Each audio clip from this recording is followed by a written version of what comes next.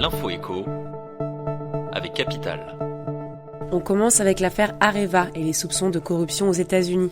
Édouard Philippe, invité de l'émission Politique, a affirmé ce jeudi soir qu'il ne savait rien sur ce sujet. Pourtant, à l'époque des faits, le Premier ministre était le directeur des affaires publiques d'Areva. Dans cette affaire, le groupe nucléaire risquera une amende colossale de 24 milliards d'euros. Les détails sont à retrouver dans le magazine Capital, actuellement en kiosque.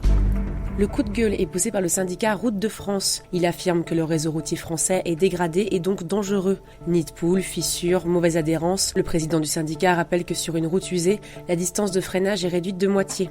La situation serait tellement alarmante qu'elle imposerait selon lui que la vitesse maximale autorisée soit réduite à 60 km/h. Route de France représente les entreprises œuvrant dans la construction et l'entretien du réseau. Et selon son président, depuis 2013, le chiffre d'affaires du secteur a chuté de 30%.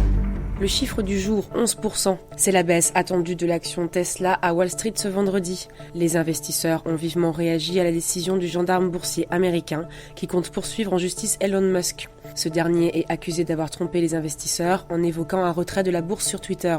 L'institution demande même que le patron ne dirige plus l'entreprise cotée en bourse, ce qu'Elon Musk qualifie d'action injustifiée. L'info pratique capitale pour finir. Elle concerne les patients nécessitant de lourdes interventions.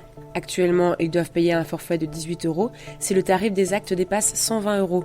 Le gouvernement envisage d'alourdir ce reste à charge en le faisant passer à 24 €, soit une augmentation de 30%. Dans la plupart des cas, les patients concernés devraient être remboursés par leur complémentaire santé s'ils en ont une. Ce forfait est payé pour une ablation de la thyroïde par exemple, ou encore une appendicectomie. C'était l'info écho avec Capital.